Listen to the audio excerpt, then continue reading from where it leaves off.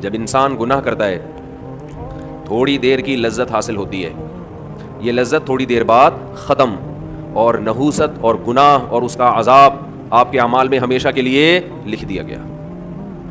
ایسا ہوتا ہے کہ نہیں ہوتا؟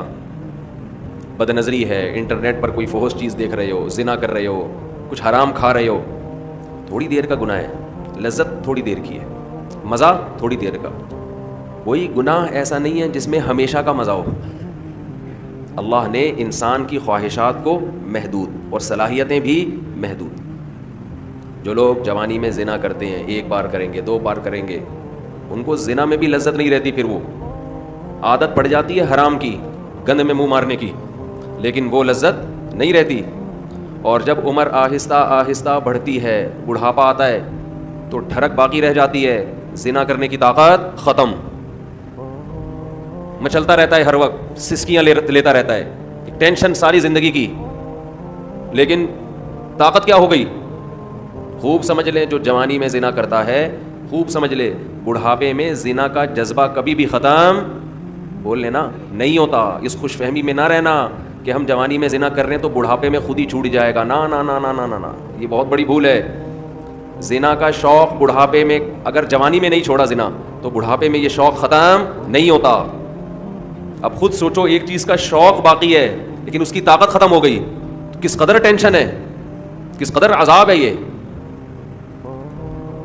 جن لوگوں کو جوانی میں لڑکوں سے بدفعلی کی عادت ہو، خوب سمجھ لو، بڑھاپے میں یہ عادت کم نہیں ہوتی بلکہ بڑھتی ہے، لیکن برائی کی طاقت ختم ہو جاتی ہے۔ ایسے لوگوں کا بڑھاپا جوانوں سے زیادہ بدتر گزرتا ہے، بہت خطرناک۔ اللہ نے بڑھاپے میں یہ خاصیت رکھی ہے کہ جو چیز آپ میں جوانی میں ہوتی ہے، جو چاہتیں بڑھاپے میں وہ کم ہونے کے بجائے بڑھتی ہیں۔ سمجھ رہے ہیں کہ نہیں سمجھ رہے؟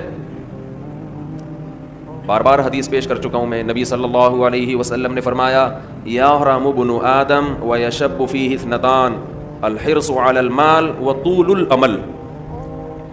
نبی صلی اللہ علیہ وسلم نے فرمایا، انسان جیسے جیسے سے بوڑھا ہوتا ہے، عمر بڑھتی ہے، 2 چیزیں اس میں جوان ہوتی چلی جاتی ہیں۔ کیا مطلب؟ طاقت پکڑتی ہیں 2 چیزیں۔ جسم جیسے جیسے کمزور ہو رہا ہے نا عمر بڑھنے سے، 2 چاہتیں اس میں کمزور ہونے کے بجائے جوان ہو رہی ہیں۔ ایک لمبی لمبی امیدیں، دوسرا حرص، لالچ، مال کی ہوس، یہ کم ہونے کے بجائے بولو بڑھتی ہے۔ پہلی بات تو یہ سمجھ لیں کہ نبی نے یہ نہیں فرمایا کہ انسان جیسے جیسے بوڑھا ہوتا ہے 2 چیزیں پیدا ہوتی ہیں، یہ نہیں فرمایا، بلکہ فرمایا 2 چیزیں، 2 برائیاں جوان ہوتی ہیں۔ جوان وہی چیز ہوتی ہے جو پہلے پیدا ہو چکی ہو۔ اس حدیث کا صاف مطلب ہے کہ جوانی میں اگر ان 2 چیزوں کو ختم کر دیا، برائیوں کو، تو پھر بڑھاپے میں یہ 2 چیزیں جوان نہیں ہوتی۔ جب ہیں ہی نہیں تو جوان کہاں سے ہوں گی؟ اور اگر جوانی میں ان 2 برائیوں کو آپ نے ختم نہیں کیا تو اس امید پہ مت رہنا کہ جب بوڑھا ہو جاؤں گا تو یہ 2 برائیاں مجھ سے ختم ہو جائیں گی، نا نا نا نا، بڑھاپے میں یہ بڑھیں گی۔ نہیں سمجھ میں آ رہی یار، بہت مشکل ہو گیا سمجھانا۔ میں سمجھا پا رہا ہوں اپنی بات؟ لوگ کیا کرتے ہیں، جوانی میں پلان بنا رہے ہوتے ہیں، موت کی تیاری نہیں کرتے نا، یہ پروجیکٹ یہ پروجیکٹ یہ پروجیکٹ، پیسوں کی ہرس، لالچ، یہاں سے کسی میرا بحریہ ٹاؤن میں اس کے 2 پلاٹ، میرے 3 ہونے چاہیے، یہ شوق ہوتے ہیں نا جوانی کے۔ اس کی 2 شادیاں، میری 3 ہونی چاہیے، اس کی 3 تو میری 4 ہونی چاہیے۔ یہ نہیں ہوتا شوق، یہ جتنا بھی ڈال لو یہ پیدا نہیں ہوگا، اس میں بڑے ڈھیٹ ہیں۔ جو شوق ہونا چاہیے، یہ تو اس کی کثرت تو پیغمبروں کی سنت ہے نا، یہ والا نہیں پیدا ہو رہا۔ بس پلاٹوں پہ خرچ کر رہے ہیں، جہاں پیسہ آئے گا گاڑی خرید لیں گے۔ ہم کہتے ہیں نبی صلی اللہ علیہ وسلم نے فرمایا، دنیا میں سب سے قیمتی سرمایہ نیک عورت ہے، اس پہ خرچ کرنے کے لیے تیار نہیں، کہہ رہے نہیں ایک اور گھر بنا لو، ایک اور گاڑی خرید لو، چلو وہ آپ کی ٹینشن ہے، آپ جو مرضی کریں۔ تو پھر میرا بیان کا رخ چینج ہو جاتا ہے۔ تو 2 برائیاں، جوان آدمی کیا کرتا ہے، بحریہ ٹاؤن میں 2 پلاٹ ہونے چاہیے، اس کے پاس اس کے 1 کروڑ روپے کماتا ہے تو میں 2 کروڑ روپے کماؤں۔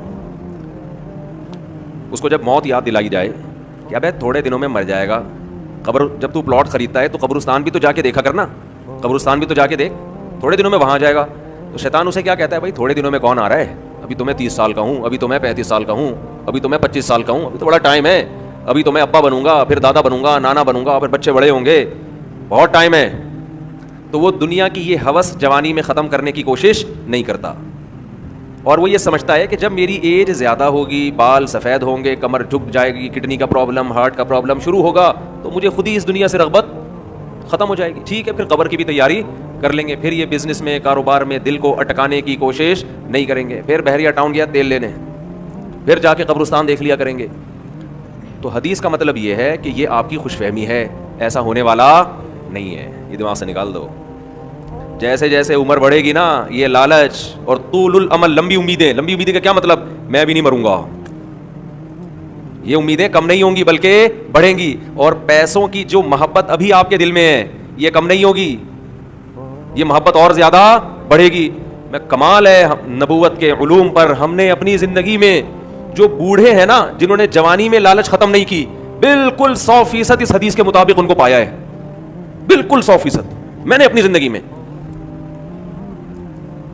ہم نے دونوں طرح کے بوڑھے دیکھے ہیں, سخی بھی اور کنجوس بھی. اچھا پہلے تو میں حدیث کی تشریح ذرا مکمل کر دوں, پھر مثالوں سے بات سمجھاؤں گا. حدیث میں جب بھی یہ آتا ہے نا کہ یہ 2 چیزیں ایسی ہیں یا 3 چیزیں, تو یاد رکھو حدیث میں وہ عدد مقصود نہیں ہوتا. یہاں سے بہت سے لوگ دھوکہ کھاتے ہیں. میری ایک اہل حدیث عالم سے بحث ہوئی, وہ ایصال ثواب کے منکر نا, کہ میت کے لیے آپ کوئی نیکی کر کے اس کو ثواب نہیں پہنچا سکتے.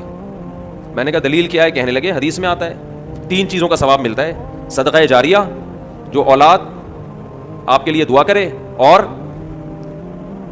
علم ينتفع به, وہ علم جو آپ چھوڑ کے جائیں. 3 ہیں, چوتھی کوئی نہیں ہے.